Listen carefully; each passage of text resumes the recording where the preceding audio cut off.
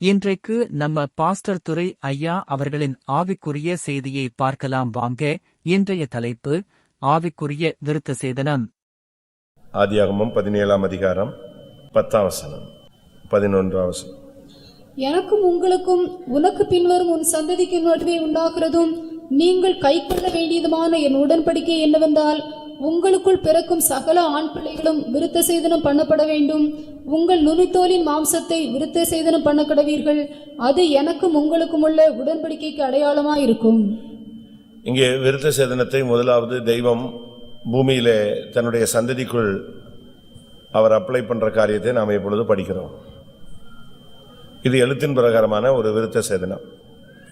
நமக்கு அதை பற்றி இப்போ முக்கியம் அல்ல. ஆவிக்குரிய ஒரு விருத்த சேதனத்தை வேதம் சுட்டி காட்டுகிறது. இதுக்கு ஒரு பிரமாணம் இருக்கு. விருத்த சேதனம் என்பது ஒரு உடன்படிக்கை. ஒரு விசுவாசி, ஒரு ஊழியக்காரன் தேவனோடு ஒரு உடன்படிக்கை உள்ளவனாக இருக்க வேண்டும். தேவனுக்கு அவனோடு ஒரு உடன்படிக்கை, அவனும் தேவனோடு ஒரு உடன்படிக்கை பண்ணியிருக்க வேண்டும். உடன்படிக்கையினுடைய இன்னொரு அர்த்தம் பொருத்தனை, இன்னொரு அர்த்தம் நேர்த்திக்கடன், இன்னொரு அர்த்தம் பிரதிஷ்டை, இன்னொரு அர்த்தம் பிரதிக்கணை, இன்னொரு அர்த்தம் ஏற்பாடு. புதிய ஏற்பாடு, பழைய ஏற்பாடு. ஏற்பாடுன்னு என்னது? உடன்படிக்கை. புதிய உடன்படிக்கை, பழைய உடன்படிக்கை. விருத்த சேதனம் என்பது தேவனோடு ஒரு மறு மனிதன் பண்ணிக்கொள்ளக்கூடிய ஒரு உடன்படிக்கை. இன்றைக்கு நமக்கு தேவனுக்கும் உள்ள உடன்படிக்கைகள்லாம் எப்படி இருக்கு? உடன்படிக்கை பண்றது நல்லது, ஆனா உடன்படிக்கை பண்ணினா அதை நிறைவேற்றணும். அது சிறிய ஒரு பொருத்தனையா இருந்தாலும் சரி, பெரிய ஒரு பொருத்தனையா இருந்தாலும் சரி, அதை நிறைவேற்றணும். உடன்படிக்கை ஒரு சாதாரண மனுஷனை தெய்வீகமாய் மாற்றுகிறது. ஒரு சாதாரண மனிதனை விசுவாச வீரனாய் மாற்றுகிறது. ஒரு சாதாரண மனிதனை பரிசுத்தவானாய் மாற்றுகிறது.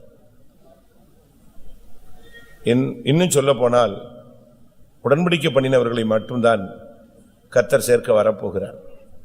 வேதத்தில் நாம் பார்க்கும் பொழுது, பலியினால் என்னோடு கூட உடன்படிக்கை பண்ணின என்னுடைய பரிசுத்தவான்களை கூட்டிச் சேருங்கள் என்பார். 50ஆம் சங்கீதம் 5ஆம் வசனம். பலியினாலே என்னோட உடன்படிக்கை பண்ணின என்னுடைய பரிசுத்தவான்களை என்னிடத்தில் கூட்டுங்கள் என்பார். பலியினாலே என்னோடு கூட உடன்படிக்கை பண்ணின என்னுடைய பரிசுத்தவான்கள். அப்போ உடன்படிக்கை பண்ணினவங்களை பார்த்து பைபிள் சொல்லுகிறது என்னது? பரிசுத்தவான்கள். இந்த வருஷத்தின் துவக்கத்தில் நீங்க என்னெல்லாம் உடன்படிக்கை பண்ணீங்க? எத்தனை பிரதிஷ்டை பண்ணிருப்பீங்க?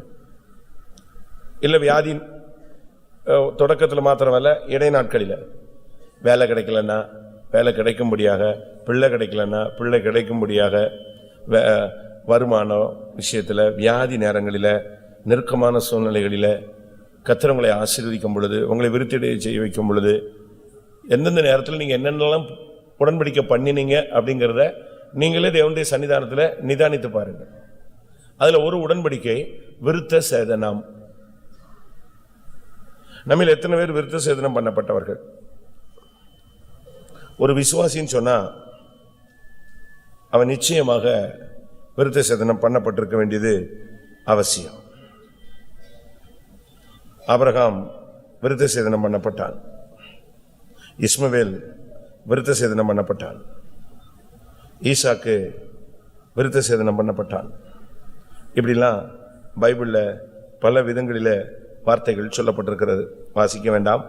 ஆதியாகமம் 17:24 ஆபிரகாம் விருத்த சேதனம் பண்ணப்பட்டான். 25 இஸ்மவேல் விருத்த சேதனம் பண்ணப்பட்டான். ஆதியாகமம் 21:4 பார்க்கும் பொழுது ஈசாக்கு விருத்த சேதனம் பண்ணப்பட்டான். பிலிப்பியர் 3:5 பார்க்கும் பொழுது பவுல் விருத்த சேதனம் பண்ணப்பட்டான். லூக்கா எழுதின சுவிசேஷம் பார்க்கும் பொழுது இயேசு விருத்த சேதனம் பண்ணப்பட்டார். அப்படியே வரிசையா சொல்லிட்டே போலாம்.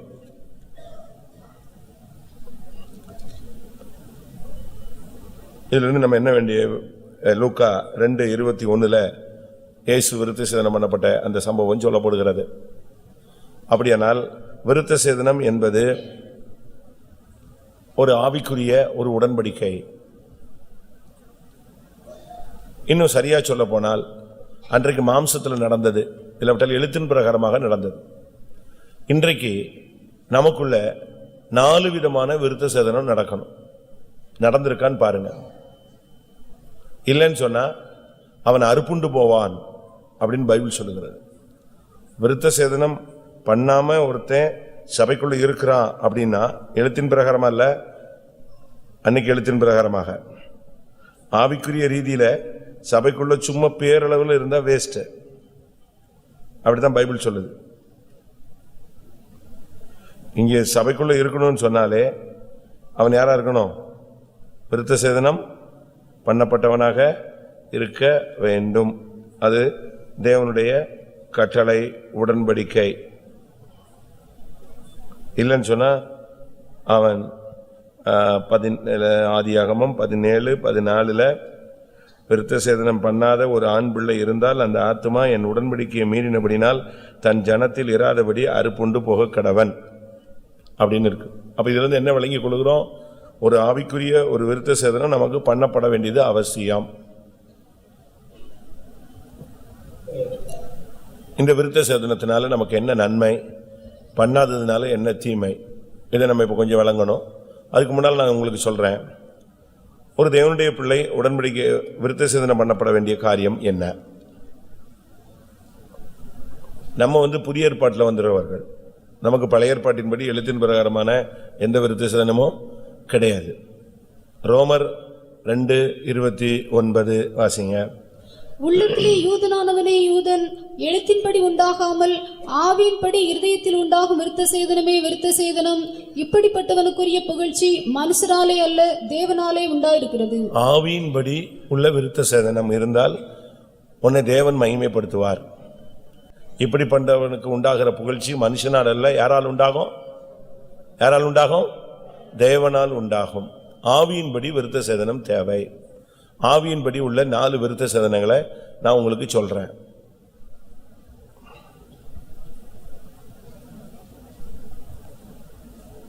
யாத்திராகமம் 6:12 மோசே கர்த்தருடைய சன்னிதானத்தில் நின்று, இஸ்ரவேல் புத்திரரே எனக்கு செவி கொடுக்கவில்லை, பார்வோன் எனக்கு எப்படி செவி கொடுப்பான்? நான் விருத்த சேதனம் இல்லாத உதடுகள் உள்ளவன் என்றான். இப்ப பழைய ஏற்பாட்டிலேயே அதனுடைய ஆதாரத்தை பார்க்கலாம். மோசே ஏற்கனவே விருத்த சேதனம் பண்ணப்பட்ட ஒரு ஆள், அப்படிதானே? இல்லையா? இப்போ அவர் சொல்றாரு, எனக்கு எதுல ஒரு விருத்த சேதனம் இல்லைங்கிறாரு.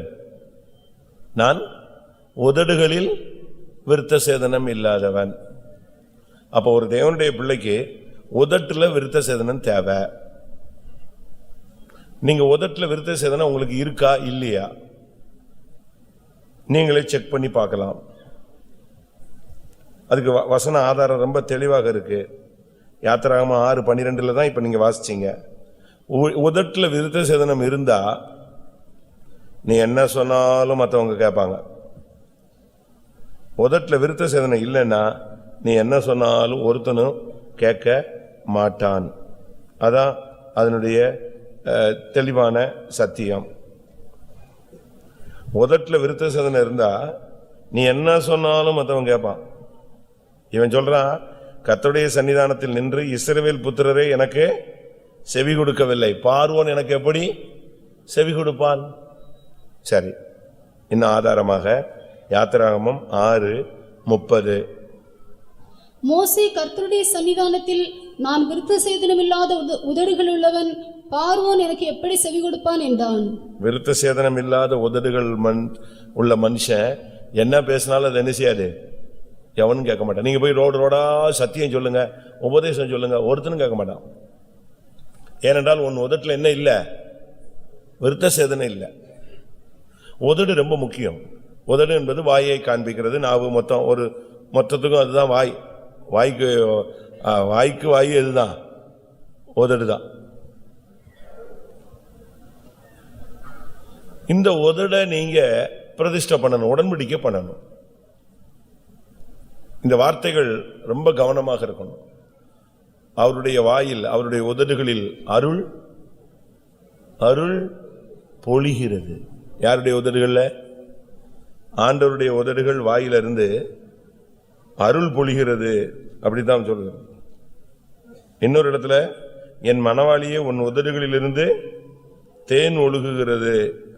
வசனம் தான் உன் வாயிலிருந்து வரணும்.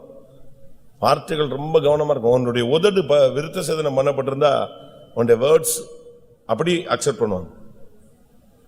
பார்வோனுக்கு முன்பாக போகக்கூடிய மோசே சொல்லுகிறார், என்னுடைய உதடு விருத்த சேதனம் இல்லை, நான் எப்படி போய் பேசுறது? உங்களுடைய உதடெல்லாம் விருத்த சேதனம் பண்ணிட்டீங்களா? உங்களுடைய வார்த்தைகள் எப்படி இருக்கிறது? சங்கீதத்தில் பார்க்கும் பொழுது மோசே தன் உதடுகளினால் பதறி பேசினான். 106 சங்கீதம் 14 வசனம் 33 வசனம். அவர்கள் அவன் ஆவியை விசனப்படுத்தினதினாலே தன் உதடுகளினால் பதறி பேசினான். பதறி பேசினான். உதடுகள்ல விருத்த சேதனம் இல்லைன்னா பதற்றமான வார்த்தைகள் வரும். என்ன பேசுறோம் அப்படின்னு தெரியாது. பட பட பட பட பட படன்னு பேசிடுவோம். நம்முடைய மார்க்கம் எதை போதிக்கிறது? உன் வாய்க்கு நீ காவல் வைக்கணும். பிசாசு யோபுவை சோதித்த போது, யோபு 1 அதிகாரம் 22 வசனம், இவை எல்லாவற்றிலும் யோபு பாவம் செய்யவும் இல்லை, தேவனை பற்றி குறை சொல்லவும் இல்லை. 2 அதிகாரம் 10 வசனம், அதற்கு அவன், நீ பைத்தியக்காரி பேசுகிறது போல பேசுகிறாய், தேவன் கையிலே நன்மையை பெற்ற நாம் தீமையையும் பெற வேண்டாமோ என்றான். இவைகள் எல்லாவற்றிலும் யோபு தன் உதடுகளினால் பாவம் செய்யவில்லை. உதடுகளினால் பாவம் செய்யவில்லை. யோபு உத்தமன், அவன் உதடுகளினால பாவம் செய்யல. ஆனா மோசே அவசரப்பட்டு உதடுகளினால என்ன செஞ்சிட்டான்? பதறி பேசிட்டான். அதுக்கு அவனுடைய அறிக்கையே சொல்றான், எனக்கு என்னுடைய சரீரத்துல எழுத்தின் பிரகாரமான ஒரு விருத்த சேதனம் உண்டே தவிர என்னுடைய உதட்டுல என்ன கிடையாது? விருத்த சேதனம் இல்ல. வாயை கண்ட்ரோல் பண்றதுக்கு உங்களுக்கு கிருபை வேணும். உதட்டை நீங்க கண்ட்ரோல் பண்ணணும். உங்களுடைய உதடுகளினால் நீங்கள் பாவம் செய்யக்கூடாது. உதட்டுல ஒரு விருத்த சேதனை வச்சு வார்த்தையெல்லாம் கண்ட்ரோல் பண்ணணும், கட்டுப்படுத்தணும். இல்லைன்னு சொன்னா கஷ்டம். மற்றவங்க விஷயத்துல மாத்திரமல்ல, நம்முடைய சொந்த விஷயத்துல ஆண்டவரை பத்தி பேசுற காரியத்துல கூட இவைகள் எல்லாவற்றிலும் யோபு தன் உதடுகளினால் பாவம் செய்யவில்லை, தன் தேவனை பற்றி குறை சொல்லவில்லை. இந்த வருஷத்துல நீங்க எத்தனை ட்ரிப் ஆண்டவர் சரியில்லைன்னு சொல்லிருப்பீங்க? கண்ணு இருக்கான்னு கேட்கறான் ஆண்டவருக்கு. இவனே கண்ணு இருக்கான்னு கேட்டானா ரோட்ல போறவன் கேட்க மாட்டானா? காது இருக்கான்னு கேட்கறான். அப்படி இருந்தா ஏன் அவர் எங்க போனாருன்னு கேட்கறான். இப்ப தனக்கு பிரச்சனை வரும் பொழுது யாரையே குறை சொல்றாங்க? மனுஷர்கள் யாரை குறை சொல்றாங்க? தேவனையே குறை சொல்றாங்க. யோபுனுடைய மனைவி தேவனை தூசித்து ஜீவனை விடும் என்று சொல்லுகிறார். சாவு யாங்கிறா.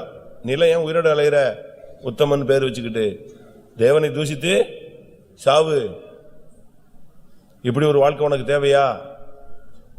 ஓட்டை எடுத்துக்கிட்டு சுரண்டிக்கிட்டு சோத்திரம் சோத்திரம் சோத்திரம் சுத்திக்கிறியே, உனக்கு இப்படி ஒரு வாழ்க்கை தேவையான்னு கேட்கிறா. ஆனாலும் இவை எல்லாவற்றிலும் அவன் என்ன செய்யல? தன் தேவனை குறை சொல்லவில்லை, தன் உதடுகளினால் பாவம் செய்யவில்லை. தேவனை குறை சொல்லக்கூடாது. மன்னிப்பு கேளுங்க. உதடுகளினால் பதறி பேசிடாதீங்க. உங்களுடைய உதடுகள் ரொம்ப கவனமா இருக்கணும். உங்க வாய்க்கு காவல் வைக்கணும், கண்ட்ரோல் பண்ணணும். குதிரைக்கு கடிவாளம் எங்க போட்டிருக்காங்க தெரியுமா? குதிரைக்கு கடிவாளம் எங்க போட்டு வச்சிருக்கான்? வாய்க்குள்ளதான் போட்டு வச்சிருப்பான். வாய்க்குள்ளதான் போட்டு வச்சிருப்பான். உள்ள ஒரு இரும்பு குண்டு மாதிரி இருக்கும், உள்ள இருக்கும் கண்ட்ரோல். அதை இழுத்தாதான் அதை நிப்பாட்ட முடியுமே தவிர நீ வேற என்ன பண்ணாலும் அதை என்ன செய்ய முடியாது, கண்ட்ரோல் பண்ண முடியாது. உன்னுடைய பரிசுத்த ஜீவியத்தை நீ கண்ட்ரோல் பண்ணி நல்லா கொண்டு வரணும்னு சொன்னா உன் உதட்டை கண்ட்ரோல் பண்ணிட்டேன்னா நீ ஜெயிச்சிட்டேன்னு அர்த்தம். ஜெய ஜீவியத்தினுடைய முதல் பகுதியே உதடு தான். உதட நீ கண்ட்ரோல் பண்ணிட்டேனாலே நீ பாவத்தை ஜெயிச்சிட்ட, மாம்சத்தை ஜெயிச்சிட்டேன்னு அர்த்தம். உதட்ட கண்ட்ரோல் பண்ண முடியல, விருத்த சேதனை இல்லைன்னா நீ எங்கேயாவது போய் வாயில கண்ணில நெஞ்சிடுவ, சிக்கிடுவ. ரொம்ப கவனமா இருக்கணும். இவைகள் எல்லாவற்றிலும் அவன் உதடுகளினால் பாவம் செய்யவில்லை, இவனோ பதறி பேசினான். அதனாலதான் சொல்றான், நான் பேசினா எவனுமே கேட்க மாட்டாயா. பார்வன்ட்ட போய் 10 ட்ரிப்பு பேசுறான், ஓடு ஓடுன்னு துரத்தி விட்டான், நாய் துரத்தின மாதிரி. இனிமேல் என் முகத்துக்கு முன்னால நினைச்சு கூடாது, வரக்கூடாது, வெளியே போ, இனி கொன்றுவான் உன்னை. ஏன்னா இவனுக்கு உதட்டுல என்ன கிடையாது, என்ன கிடையாது, விருத்த சேதனை இல்லாதவன் ஓப்பனா கன்ஃபஸ் பண்றான், ஒரு பெரிய பரிசுத்தவான். நம்மளும் அப்படித்தான். நமக்கு பல நல்ல குணங்கள் இருக்கும், விசுவாசம் இருக்கும், இன்னும் எத்தனையோ தெய்வீகமான சுபாவங்கள் இருக்கும். ஆனா வாய் என்ன செய்யும், லொட லொட லொட லொட, பிரேக்கே இருக்காது. யார்கிட்ட என்ன எல்லா கதையும், ரோட்ல போறவன் வர்றவன் வீட்டில் உள்ளவன் சொந்தக்காரன் எல்லாத்திலையும் சொல்லிக்கிட்டே இருக்கிறது. பேச்சை நீங்க கண்ட்ரோல் பண்ணிட்டீங்கன்னா ஜெயிச்சிட்டீங்க. உதடுகள், நம்முடைய உதடு தான் ரொம்ப முக்கியமானது. நம்முடைய உதடை நம்ம கண்ட்ரோல் பண்ணிட்டோம், நாம் ஜெயிச்சிட்டோன்னு அர்த்தம். அதனால்தான் தாவீது சொல்றாரு, என் வாய் மீறாதபடி நான் என்ன செஞ்சேன், ஒரு தீர்மானம் பண்ணினேன். வாய்க்கு அப்படி ஒரு வசனம் உண்டு, என் வாய் மீறாதபடி நான் ஒரு தீர்மானம் பண்ணினேன். வாயை கண்ட்ரோல் பண்ணணும், வேற வழியே கிடையாது. வாயை கண்ட்ரோல் பண்ணிட்டீங்கனாலே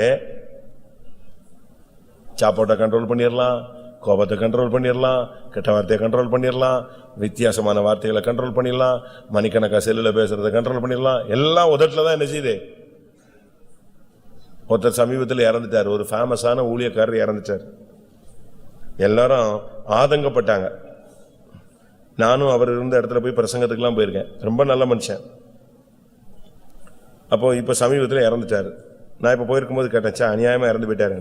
அப்ப அவர் சொன்னாரு, என்ன அவருக்கு வாய் கட்ட முடியலன்னு, வாயை கண்ட்ரோல் பண்ண முடியல. என்னத்தை கொடுத்தாலும் ஜோத்தச்சா, என்ன கொடுத்தாலும் 24 hours மிஷின் ஓடிக்கிட்டே இருக்கும், சாப்பிட்டுக்கிட்டே இருப்பான். எப்படி இருக்கு நம்முடைய இது? நம்முடைய நிலவரங்களை தேவன் காண்கிறார். உன் உதடுகளை தேவன் கட்டுப்படுத்த வாஞ்சிக்கிறார். உங்க வாயை கண்ட்ரோல் பண்ணுங்க. இல்லைன்னு சொன்னா ரொம்ப கஷ்டம். நீங்க சொன்னா ஒருத்தனும் பிரசங்கம் கேட்க மாட்டான். நீங்க என்ன பண்ணாலும் ஒண்ணுமே நடக்காது. நீங்க ஆண்டவர் நோக்கி கூப்பிடலாம், உன் வாயை நீ கண்ட்ரோல் பண்ண வேண்டிய காலம் வந்து விட்டது. இன்னைக்கு எத்தனை பேருக்கு அப்படி முடியும்? வாய் சாரி நம்முடைய உதடுகள். இரண்டாவது அப்போஸ்தலர் 7:51, வணங்கா கழுத்துள்ளவர்களே, இருதயத்திலும் செவிகளிலும் விருத்த சேதனம் பெறாதவர்களே, உங்கள் பிதாக்கள். இருதயத்திலும் செவிகளிலும் விருத்த சேதனம் இல்லாதவர்கள். செவி, செல்வத்துள் செல்வம், செவி செல்வம், அச்செல்வம் செல்வத்துள் எல்லாம் தலை. கேட்கிறது நல்லதுதான், தப்புன்னு சொல்லல. கேட்கிறதுனால் செவிகள் திருப்தி ஆகிறது இல்லை. எவ்வளோ பேசினாலும் அது போயிட்டே இருக்கு, இன்டேக் அடிச்சுக்கிட்டே இருக்கும், அது எங்க போகுதுன்னு தெரியாது. பாதி சண்டையை குறைக்கணும்னா காதை அடைச்சிக்கிட்டா போதும். செவியில பிரதிஷ்டை வந்துட்டா நீ ஜெயஜீவித்தனுடைய அடுத்த பகுதிக்கு வந்துட்டேன்னு அர்த்தம். வாயை கண்ட்ரோல் பண்ணிட்ட, உதட்ட கண்ட்ரோல் பண்ணிட்டீங்கன்னா ஜெயஜீவித்தனுடைய ஃபர்ஸ்ட் ஸ்டெப்புக்கு வந்துட்டேன்னு அர்த்தம். செவியை கண்ட்ரோல் பண்ணிட்டீங்கன்னா ஜெயஜீவித்தனுடைய செகண்ட் போர்ஷனுக்கு வந்துட்டேன்னு அர்த்தம். எவனும் என்னவாது பேசுவான். பைபிள் சொல்லுகிறது, என் தாசனை இல்லாமல் செவிடன் யார்? செவிட்டுத்தனமா போயிட்டே இருக்கணும். சவுல் அபிஷேகம் பண்ணப்பட்டான். அபிஷேகம் பண்ணப்பட்டு வர்றான், ஃபர்ஸ்ட் ட்ரிப் வர்றான். வரும்போது எல்லாரும் சொல்றாங்க, இவனா இவனா இவனா நம்ம ரட்சிக்க போறான், இவன் அவ்வளவு பெரிய ஆளா, இப்படி அவன்கிட்ட பேசினாங்க. அவன் காது கேக்குது. ஆனா எப்படி போனானா? எப்படி போனான்? 1 சாமுவேல் 10:27. ஆனாலும் பேலியாளின் மக்கள் இவனா நம்மை ரட்சிக்கப் போகிறவன் என்று சொல்லி அவனுக்கு காணிக்கை கொண்டு வராமல் அவனை அசட்டை பண்ணினார்கள். அவனோ காது கேளாதவன் போல இருந்தான். எப்படி கேட்டுச்சா கேட்கலையா? செவிடாவன் கேட்டுச்சு, ஆனா காதுல வந்துச்சே தவிர இருதயத்துல அனுப்பல. பிரேக் பண்ணிட்டான். என்னத்தையா சொல்லிட்டு போறான், விடுறான்னு சொல்லிட்டு போயிட்டான். சூரியனை பார்த்து நாய் குலைக்குது, போயிட்டே இரு. உன்னை பத்தி இப்படி பேசினா அப்படி பேசினா, சரி உன்னை என்னத்தையாவது பேசிட்டு போட்டு விடு. ஆனா அதே சவுல் அபிஷேகத்தை இழந்த போது சவுல் கொன்றது 1000, தாவீது கொன்றது 10000 வந்த உடனே அப்படியே பாம்புக்கு அது கரெக்டா கட்டிடுச்சு. டென்ஷன் ஆயிட்டான், காய் மகாரமாய் பார்க்க ஆரம்பிச்சான். அவனை கொன்னே பண்ணணும்னு முடிவு பண்ணிட்டான். காரணம் என்ன? அந்த பாட்டு கேட்டுச்சு. என்ன பாட்டு? சவுல் கொன்றது 1000, தாவீது கொன்றது 10000. இந்த பாட்டை கேட்ட உடனே காதுல நல்லா ஏறிடுச்சு அவனுக்கு விஷம். உங்களுடைய செவிகள் விருத்த சேதனம் பண்ணப்பட்டிருக்கிறதா? ஏர்போன் மாட்டிருக்கியா? எஃப்எம் கேட்கறியா, இல்ல மெசேஜ் கேட்கறியா, இல்ல பாட்டு கேட்கறியா? எது மாட்டி, எதுக்காக போட்டிருக்க சொல்லுங்க. என்ன கேட்டுட்டு இருக்கீங்க நீங்க? உங்கள் காதுகளில் விழுகிற சத்தம் என்ன? செவிகளில் விருத்த சேதனம். செவிகளில் விருத்த சேதனம் இருந்தா நம்மளை பத்தி யாரு என்ன பேசினாலும் கேட்க மாட்டோம். இந்த போறான் பாரு அப்படிமா, நீ நின்னுட்டேன்னா சண்டை, நீ கேட்காத மாதிரி போயிட்டீங்கன்னா நல்லவேளை கேட்காம போயிட்டான்ட்டு பேசாம இருப்பான். நீ பாட்டுக்கு சரி சோத்திரம் என்ன பண்றது? தாவீதை சிமேயி மண்ணு கல்லெல்லாம் அள்ளி போடுறான், நாசமா போன்னு சொல்லி. இத கேட்ட உடனே தாவீது அமைதியா இருக்கிறான். அபிசாய்க்கு வந்தது கோபம், இந்த செத்த நாயை துண்டா வெட்டிரட்டுமானா. அப்போ அவன் சொன்னா, என்னைய போய் ஏசுன்னு சொல்லி யார் அனுப்பியிருக்கா? என்னை ஏசுறதுக்கு கர்த்தர் அனுப்பியிருக்கிறார். இவனை நான் என்ன பண்ண முடியும்? கேட்டும் ஒரு பிரயோஜனம் இல்லை, நான் பேசாம போறேன்டான். வாசிங்க, என்னை அனுப்புறது, என்னை ஏசுறதுக்கு கர்த்தர் தான் அவன் அனுப்பியிருக்கிறாரு, நான் என்ன பண்றது? 2 சாமுவேல் 16:9. அப்பொழுது செரியாவின் குமாரன் அபிசாய் ராஜாவை நோக்கி, அந்த செத்த நாய் ராஜாவாகிய என் ஆண்டவனை தூஷிப்பானேன், நான் போய் அவன் தலையை வாங்கி போடட்டுமே என்றான். அதற்கு ராஜா, செரியாவின் குமாரரே, எனக்கும் உங்களுக்கும் என்ன? அவன் என்னை தூஷிக்கட்டும், தாவீதை தூஷிக்க வேண்டும் என்று கர்த்தர் அவனுக்கு சொன்னார். ஆகையால் ஏன் இப்படி செய்கிறாய் என்று கேட்கத்தக்கவன் யார்? யார்? எவ்வளவு பெரிய வெளிப்பாடோட பேசுறான் பாருங்க. தாவீதை தூஷிக்கணும்னு கர்த்தர் அவனை அனுப்பியிருக்கிறாரு, கேவலப்படுத்து அவமானப்படுத்துன்னு அனுப்பியிருக்கிறாரு. நான் என்ன பண்ண முடியும்? ஏன்டா ஏசுறான்னு கேட்க எவனை போய் எவன் கேட்க முடியும்? ஆனா அன்னைக்கு செவியில வந்தது அவனுக்கு உள்ள போய் உட்கார்ந்துருச்சு. டைம் வரும்போது அவனை கொல்றதுக்கு ஏற்பாடெல்லாம் பண்ணிட்டு தான் செத்தான். செவிகள் ரொம்ப கவனம். வசனம் இதே மாதிரி உள்ள போதா? இங்க சேவியர்னு ஒருத்தர் இருந்தார், ஊழியக்காரர், மதுரையில தெரியுமா? இருந்தார், திருமங்கலத்துல எல்லாம் இருந்தார். இப்ப உள்ள சேவியர் இல்ல, இப்ப சென்னையில் இருக்கிற சேவியர். நான் இருக்கா கருப்பா ஒருத்தர் இருந்தார். அவர் ஒரு நாள் சாட்சி சொன்னார். ஒரு இடத்துல ஏதோ ஒரு வசனம் பிரசங்கம் பண்ணப்பட்டது. அந்த வசனம் என் செவி வழியாக வந்து என் இருதயத்தில் வலை போல சிக்கி அங்கேயே துடித்து கொண்டே இருந்தது. வார்த்தை எங்க இருந்து எங்க வந்துச்சான்? ஒரு பிரசங்கமோ ஏதோ சுவிசேஷம் சொன்ன இடத்துல இருந்து அந்த வசனம் செவி வழியா எங்க போய் மாட்டிக்கிச்சு? இந்த காதுல இந்த காதுல போகல, எங்க போய் உட்கார்ந்துருச்சு வசனம்? இருதயத்தில் அடைபட்டது.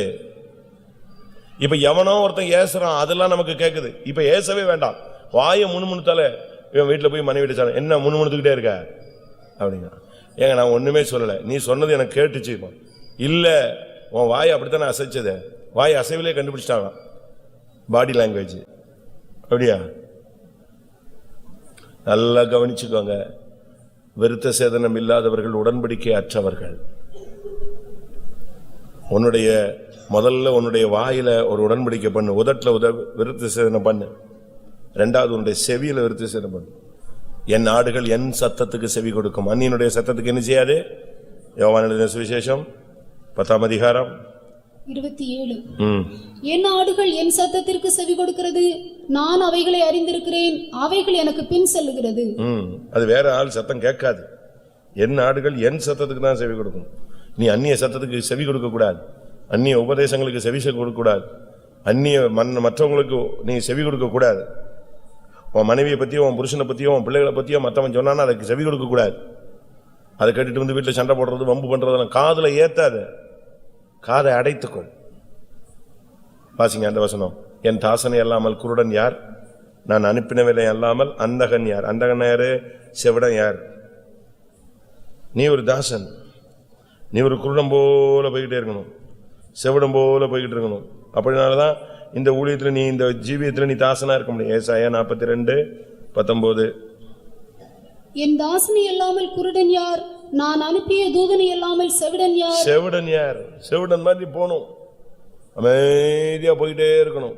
யார் என்ன பேசினாலும் உன்னை இந்த பாரு அநியாயமா போறான், அப்படி பண்றான், என்னதே சொல்லிட்டு போ. காது கேளாதவன் போல போயிட்டே இரு. உன் செவியில விருத்த சேதனம் இருந்தால் ஜெய ஜீவித்தினுடைய அடுத்த ஸ்டெப்புக்கு வருவாய். வீண் பாடல்கள், வீண் கதைகள், கட்டுக்கதைகள், கிளவிகள், பேச்சுகள், இவைகளுக்கெல்லாம் நீ விலகணும். உட்கார்ந்து இதுக்கெல்லாம் கேட்டுக்கிட்டே இருக்கக்கூடாது. யாராவது ஊழியக்காரனை பத்தி பேசுறாங்க, யாராவது சபையை பத்தி பேசுறாங்க, தாறுமாறா பேசுறாங்கன்னா அதை இன்ட்ரெஸ்டா தோண்டி தோண்டி கேட்டுக்கிட்டு இருக்க கூடாது. நீவாது போகணும் அமைதியா. உன்னுடைய செவியில் ஒரு விருத்த சேதனம் தேவை. கொஞ்சம் கஷ்டம். விருத்த சேதனம் பண்ணும்போது பைபிள்ல சொல்லி இருக்கிறது, சீகம் ஊரார் விருத்த சேதனம் பண்ணும் பொழுது பெரிய நோவெடுத்து கொண்டது அவர்களுக்கு. இன்னைக்கு நீ பிரதிஷ்டை பண்ணும்போது ஆண்டவரே இப்படிலாம் நான் பேச மாட்டேன்னு சொல்லும் போது கொஞ்சம் கஷ்டமா தான் இருக்கும். உன்னை பலரும் பேசும்போது என்னடா செவிட்டு மாதிரி போய் சொல்லிட்டாரேன்னு உனக்கு கஷ்டமா இருக்கும். உன்னை சிலுவையில தூக்கி தொங்க விட்ட மாதிரி இருக்கும். உன் உதட்டை கண்ட்ரோல் பண்ணும்போது, உன் செவியை கண்ட்ரோல் பண்ணும்போது உனக்கு கஷ்டம்தான். எல்லாரும் சொல்லுவாங்க, என்னப்பா அவன் சொன்னது கேட்டுச்சா உனக்கு? உன்னை டியூன் பண்ணுவான், பதில் பேசு, விட்டுறாத, கேட்டுச்சா உனக்கு காதுலன்னு. நீ எப்படி சொன்னோம்? நான் கவனிக்கலையா, கேட்கலையா? அப்படியா? சொன்னா சொல்லிட்டு போறான் பாவம், அப்படி நீ போயிடணும். என்னவா சொன்னா வா போய் கேட்கலான்ட்டு திருப்பி போயிடக்கூடாது. இன்னும் ஸ்ட்ராங்கா காதுல ஏத்துறதுக்கு. நம்முடைய எத்தனை பேருடைய செவிகள்ல விருத்த சேதனம் இருக்கு? நம்முடைய செவிகள் இது ஏறுதா? ரொம்ப கவனமா இருக்கணும். நம்முடைய செவிகள் விருத்த சேதனம் பண்ணப்பட வேண்டிய டைம் இது. மூன்றாவது, செவிகளிலும் இருதயத்திலும், செவிகளிலும் விருத்த சேதனம் இல்லாதவில்லை. மூன்றாவது, இருதயத்தில் விருத்த சேதனம். இருதயம் தாங்க பயங்கரமான ஒரு ஸ்டோரேஜ். அது வாசிங்க. மனுஷனுடைய இருதயத்திலிருந்து புறப்படுகிறதே அவனை தீட்டுப்படுத்தும். அவை என்ன? மனுஷனுடைய இருதயத்திலிருந்து ஒரு மனுஷனுக்கு புறப்பட்டு வர்ற குப்பையை பார்த்தீங்கன்னா பயங்கரமான குப்பை. மார்க் 7:20. மனுஷனுக்குள்ளே இருந்து புறப்படுகிறதை மனுஷனை தீட்டுப்படுத்தும். எப்படியெனில் மனுஷருடைய இருதயத்திற்குள்ளிருந்து பொல்லாத சிந்தனைகளும், விபசாரங்களும், வேசித்தனங்களும், கொலை பாதகங்களும், களவுகளும், பொருளாசைகளும், துஷ்டத்தனங்களும், கபடும், காமவிகாரமும், வன்கண்ணும், தூஷணமும், பெருமையும், மதிகேடும் புறப்பட்டு வரும். பொல்லாங்கானவைகளாகிய இவையெல்லாம் உள்ளத்திலிருந்து புறப்பட்டு மனுஷனை தீட்டுப்படுத்தும் என்றார். இது உள்ளுக்குள்ள இருந்து வெளியே வருது. எங்க இருந்து வருது? இன்னொரு காற்றிலிருந்து நம்முடைய காற்றுக்குள்ள வர்றதில்லை. எங்க இருந்து புறப்படுது? நமக்குள்ள இருந்தே புறப்படுது. இந்த இருதயத்தை நீங்க சரியா விருத்த சேதனம் பண்ணணும், கண்ட்ரோல் பண்ணணும், வெட்டணும். தேவையில்லாதெல்லாம் வெட்டி தூக்கி எறியணும். உனக்குள்ள எல்லாத்தையும் இருதயத்தில் வச்சுக்கிட்டு நீ இங்க வந்து ஆவில் நிறைஞ்சு ஒரு பிரயோஜனம் கிடையாது. பழைய துருத்திலேயே புதிய ரசத்தை வாங்கிட்டு போனா ஏதாவது பிரயோஜனம் உண்டா? துருத்தி கிழிஞ்சு போகும், ரசமும் சிந்தி போகும். உன்னுடைய இருதயத்தை சரிப்படுத்த வேண்டிய டைம் இதுதான். ஏனென்றால் மகா கேடுள்ளது, திருக்குள்ளது. உன்னுடைய இருதயம் எப்படிப்பட்டது? இங்கே சொல்லி இருக்கிறது, அதுக்குள்ள இருந்து பல காரியங்கள் புறப்படும். இருதயத்தின் நிறைவினால் வாய் பேசும். இருதயத்தை ஒருத்தன் கண்ட்ரோல் பண்ணி இருதயத்தில் சுத்தமா மாத்திட்டான்னு சொன்னா அவன் பாக்கியவான், அவன் தேவனை தரிசிப்பான். இது ஜெயஜீவத்தினுடைய தேர்ட் ஸ்டெப். உச்சிக்கு போகுது. ஒவ்வொரு ஸ்டெப்பா ஏறி உச்சிக்கு வருது. இருதயம் தான் பயங்கர மோசமானது. அதுக்குள்ள இருந்து என்னெல்லாம் வரும்னு தெரியாது. நம்மில் அநேகர் வெளியரங்கமாக பாவம் செய்யறதில்லை. நம்மில் அநேகர் எங்கேயோ பாவம் செய்யறோம்.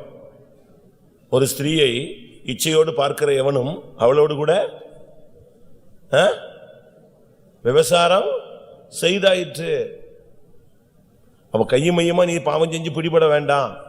இருதயத்திலேயே அந்த சிந்தை வந்துட்டுனாலே தோல்வின்னு தான் பைபிள் சொல்லுது புதிய ஏற்பாட்டுல. அப்படின்னா யோசிச்சு பாருங்க, இருதயத்துல விருத்த சேதனம் ரொம்ப முக்கியம். உன்னுடைய இருதயம் கெட்டு போச்சுன்னா முடிஞ்சு போச்சு. இன்னைக்கு அதை சரிப்படுத்து. கெட்டுப்போன வாழ்வுகள் எல்லாம் சரிப்படுத்துங்க. முடிஞ்சா ஆஞ்சியோ பண்ணுங்க, முடிஞ்சா பைபாஸோட பண்ணலாம். எத்தனை வாழ்வு அடைச்சாலும் கிளியர் பண்ணலாம். கர்த்தர் உதவி செய்யக்கூடும். உன்னுடைய இருதயத்தில் நீ விருத்த சேதனம் உள்ளவனாய் இருக்க வேண்டும். இருதயத்தில் விருத்த சேதனங்கிறது ரொம்ப முக்கியமானது. ஏனென்றா ஒரு சிலருடைய இருதயம் எல்லாம் கல்லா இருக்கு. இருதயம் கல்லாய் போன மனிதர்கள் உண்டு. மனம் கல்லாய் போன மனிதர்கள்னு சொல்லுவான். நாபாலை பத்தி பாடுங்க. அவன் இருதயம் 1 சாமுவேல் 25:37. பொழுது விடிந்து நாபாலின் வெறி தெளிந்த பின்பு அவன் மனைவி இந்த வர்த்தமானங்களை அவனுக்கு அறிவித்தாள். அப்பொழுது அவன் இருதயம் அவனுக்குள்ளே செத்து அவன் இருதயம் அவனுக்குள்ளே எரிஞ்சிருச்சு, செத்து போச்சு. நன்றி கேட்டவன். நன்றி கேட்ட மனிதர்களுடைய இருதயம் எல்லாம் என்னது? செத்து போனது. ரோமர் 1:21. அவர்கள் தேவனை அறிந்தும் அவரை தேவனென்று மகிமைப்படுத்தாமலும் ஸ்தோத்திரியாமலும் இருந்து தங்கள் சிந்தனைகளினாலே வீணரானார்கள். உணர்வில்லாத அவர்களுடைய இருதயம் இருளடைந்தது. அங்க செத்து போச்சு, இங்க இருள் அடைஞ்சிருச்சு. ஹார்ட் டார்க் ஆயிடுச்சு. ஏன்னா இவங்களுக்கு இப்ப ஸ்தோத்திரம் பண்ண முடியாது, துதிக்க முடியாது, தேவனை மகிமைப்படுத்த முடியாது. அந்த மனுஷனுக்கு நன்றி இல்ல, ஒரு உதவி செய்ய முடியாது. இப்ப இருதயத்தினுடைய பாதிப்புகளை பாருங்க.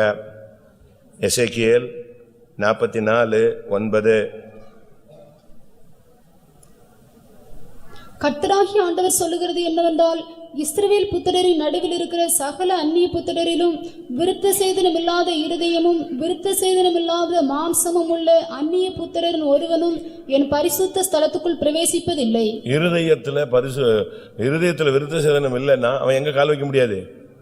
பரிசுத்த ஸ்தலத்துல கால் வைக்க முடியாது. அடுத்த பைபிள் புதிய ஏற்பாட்டில் அழகா சொல்றது, இருதயத்தில் சுத்தமுள்ளவர்கள் பாக்கியவான்கள், அவர்கள் தேவனை தரிசிப்பார்கள். இது பழைய ஏற்பாட்டிலே ரொம்ப தெளிவா சொல்லிட்டார்.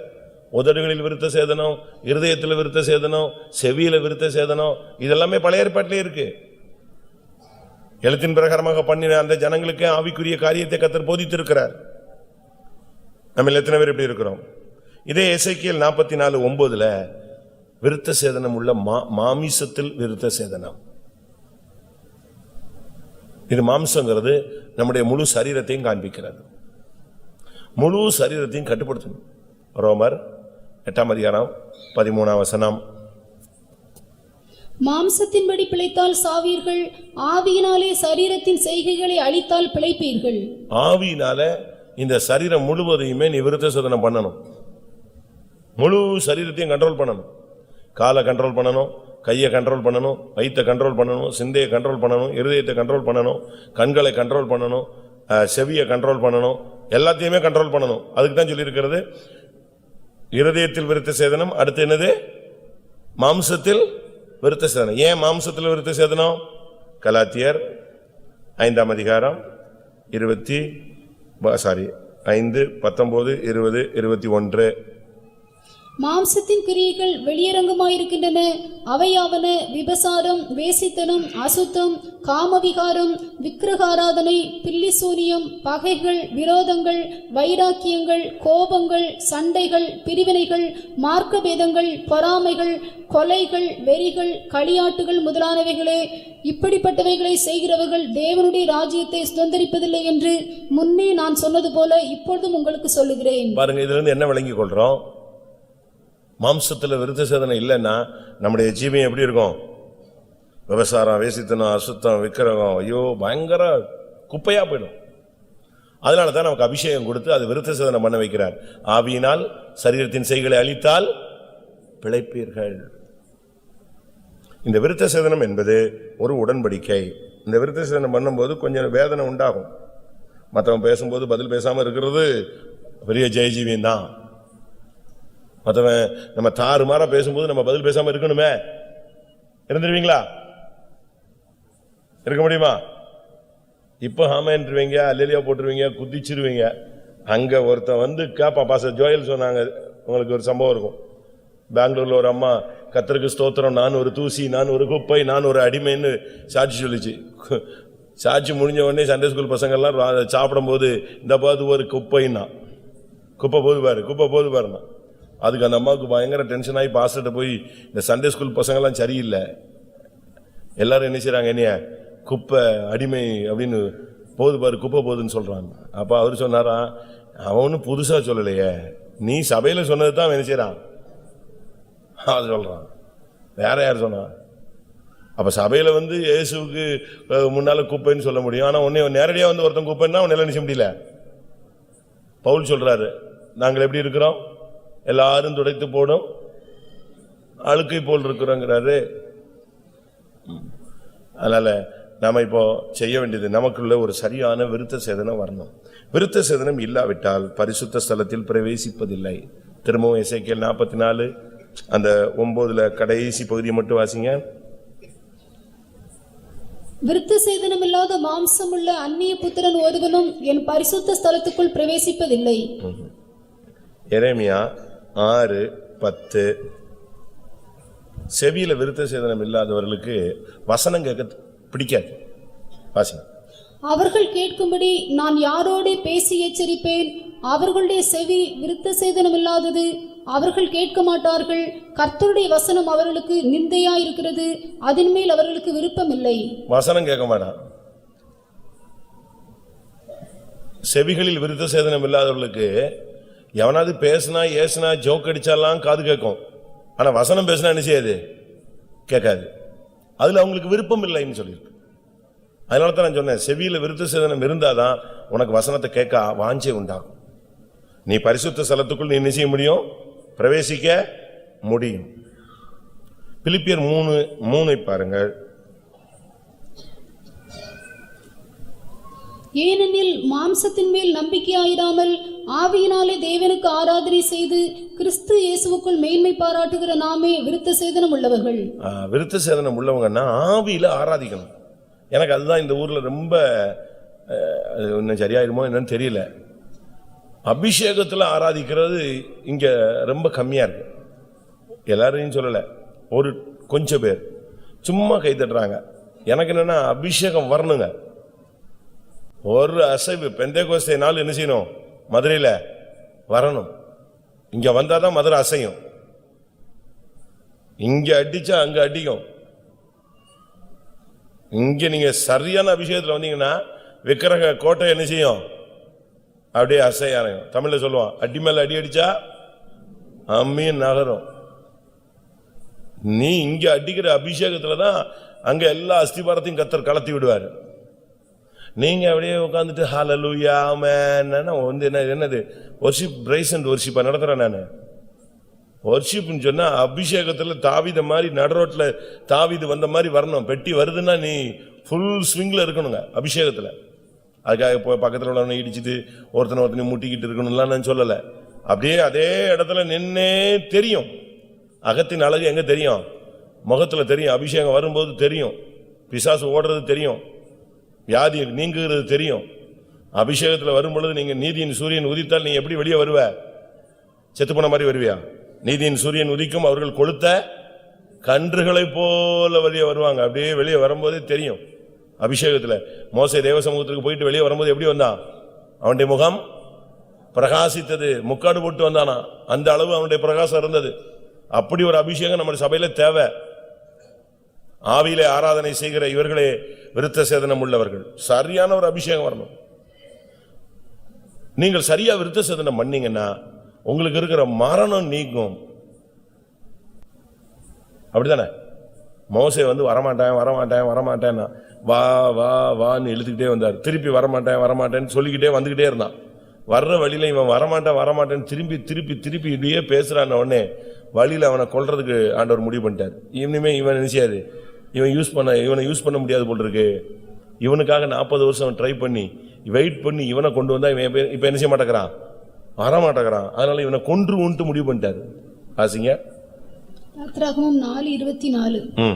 வழியிலே தங்கும் இடத்தில் கர்த்தர் அவனுக்கு எதிர்பட்டு அவனை கொல்ல பார்த்தார். என்ன நடந்துச்சு? அப்பொழுது சிப்போரால் கருக்கான ஒரு கல்லை எடுத்து தன் புத்திரனுடைய நுனித்தோலை அறுத்து அதை அவன் கால்களுக்கு முன்பாக இருந்து, நீர் எனக்கு இரத்த சம்பந்தமான புருஷன் என்றாள். பின்பு அவர் அவனை விட்டு விலகினார். அப்பொழுது அவள், விருத்த சேதனை நிமித்தம் நீர் எனக்கு இரத்த சம்பந்தமான புருஷன் என்றாள். எப்படி புரியுதா உங்களுக்கு? இப்போ எகிப்துக்கு வர்ற டைம் வரமாட்டேங்கிறான். இப்ப ஆண்டவருடைய கட்டளை என்னன்னா, எல்லாரும் விருத்த சேதனம் பண்ணிருக்கணும். அவ டக்குன்னு தான் பிள்ளைக்கு விருத்த சேதனம் பண்ணி போட்ட உடனே அது சரியாயிடுச்சு. மரணத்திலிருந்து தப்பணும்னா இன்னைக்கு நீ ஒரு விருத்த சேதனம் பண்ணணும். எல்லாரும் கண்களை மூடுவோம் கொஞ்ச நேரம். 4 விருத்த சேதனங்களை நான் சொல்லி இருக்கிறேன். இயேசு கிறிஸ்து விருத்த சேதனம் பண்ணப்பட்டவர். ஆபிரகாம் விருத்த சேதனம் பண்ணப்பட்டான். ஈசாக்கு விருத்த சேதனம் பண்ணப்பட்டான். பவுல் விருத்த சேதனம் பண்ணப்பட்டான். நாமும் ஆவிக்குரிய விருத்த சேதனம் பண்ணப்பட வேண்டும். முதலாவது உன்னுடைய உதடு, ஜெயஜீவித்தின் முதல் பகுதி. இரண்டாவது உன்னுடைய செவி, ஜெயஜீவித்தினுடைய இரண்டாவது பகுதி. மூன்றாவது உன்னுடைய இருதயம், ஜெயஜீவித்தினுடைய மூன்றாவது பகுதி. நான்காவது உன்னுடைய மாம்சத்தை நீ விருத்த சேதனம் பண்ணும்போது, முழு சரீரத்தையும் கட்டுப்படுத்தும் போது, ஜெயஜீவித்தினுடைய உன்னதமான அனுபவம். எல்லாரும் கண்களை மூடி முழங்கால் போடுவோம். நீங்கள் உங்கள் உதடுகளை நீங்கள் விருத்த சேதனம் பண்ணினால், பிரதிஷ்டை பண்ணினால், ஜெயஜீவித்தினுடைய 25% உனக்கு கிடைக்கும். உன் செவிகளை நீ விருத்த சேதனம் பண்ணினால், ஜெயஜீவித்தினுடைய 50% நீ கடந்து வரலாம். உன் இருதயத்தை நீ விருத்த சேதனம் பண்ணினால், ஜெயஜீவியத்தின் 75% நீ தாண்டலாம். உன் முழு சரீரத்தையும் நீ கட்டுப்படுத்தினால், ஜெயஜீவியம் 100% உனக்கு சாத்தியமாகும். அப்படி வாஞ்சிக்கிறவர்கள் எல்லாரும் கண்களை மூடி நம்முடைய செவியை, ஆமென், நம்முடைய உதடுகளை, நம்முடைய இருதயத்தை, நம்முடைய முழு சரீரத்தையும், ஆமென், தேவனுடைய கரங்களை ஒப்பு கொடுத்து, கர்த்தாவே, விருத்த சேதனம் பண்ணப்பட்ட உதடா என்னுடைய உதடு மாறட்டும், விருத்த சேதனம் பண்ணப்பட்ட செவியா என் செவிகள் மாறட்டும், விருத்த சேதனம் பண்ணப்பட்ட இருதயமா என்னுடைய இருதயம் மாறட்டும், விருத்த சேதனம் பண்ணப்பட்ட இருதய சரீரமாய் என்னுடைய முழு சரீரமும் மாறட்டும். வாயை திறங்க, கேளுங்க. இன்னைக்கு ஒரு அபிஷேகம் இல்லாம நீங்க எழும்பி போய் பிரயோஜனம் இல்ல பிரியமானவர்களே. தோல்வியோடு வருஷத்தை முடிக்க வேண்டாம், ஜெயத்தோடு முடிக்கலாம். 1ஆம் தேதி எவ்வளவு தெய்வீகத்தோடு நீ நம்பிக்கையோடு வாக்குத்தத்தத்தோடு அபிஷேகத்தோடு கடந்து வந்தாயோ, அதே போல வெற்றியோடும் இதை முடிக்க வேண்டும். ஹல்லேலூயா, ஹல்லேலூயா, ஹல்லேலூயா. தலையை உயர்த்துங்க. முடிஞ்சா முழங்கால் போடுங்க. ஆமென். முடிந்தால் கைகளை உயர்த்துங்க. முடிந்தால் கூக்குரலிடுங்கள். முடிந்தால் அறிக்கை செய்யுங்கள். முடிந்தால் தேவனை நோக்கி அபயமிடுங்கள். முடிந்தால் உங்களுடைய வல்லமை, தேவனிடத்திலிருந்து வல்லமையை உங்களுடைய சரீரத்திலே பெற்று விடுதலையை சுதந்தரித்துக் கொள்ளுங்கள்.